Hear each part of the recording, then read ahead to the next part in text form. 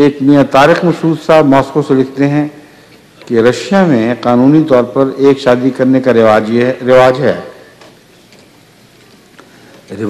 ہے یہ غلطی سے لکھا گیا ہو، اچھا ایک یہ رواج ہے، لکھنا چاہیے تھا، ایک شادی کرنے کا ایک یہ رواج ہے کہ جب کوئی شخص یہاں پر شادی کرنا چاہتا ہے تو اس کو رشین قانون کے مطابق شادی رجسٹریشن کرنے کے لیے زیکس نامی ادارے میں رجسٹر ہونا پڑتا ہے۔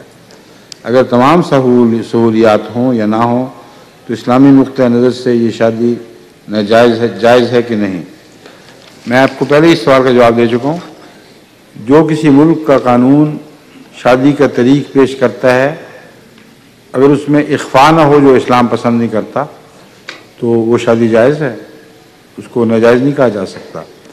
لیکن مسلمان کو چاہیے کہ وہ اسلامی طریق پر بھی نکاح کروا لے۔ چنانچہ انگلستان میں جتنی شادیاں بھی یورپ کے یا انگلستان کے طریق کے مطابق ہوتی ہیں، ہم سب کو تسلیم کرتے ہیں، وہ شادی ہو گئی، لیکن تبرک کے طور پر اور سنت رسول پر عمل کی خاطر، جو ایک بہت بڑی نعمت ہے، ہم نکاح کی بھی ترغیب دیتے ہیں، اور ایسے سارے جوڑے رجسٹریشن کروانے کے بعد مسجد میں آ کر نکاح کرواتے ہیں۔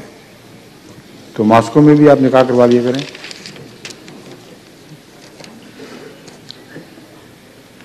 یہ طارق مسعود کی شادی ہوئی بھی ہے کہ نہیں، پتہ نہیں ہوئی؟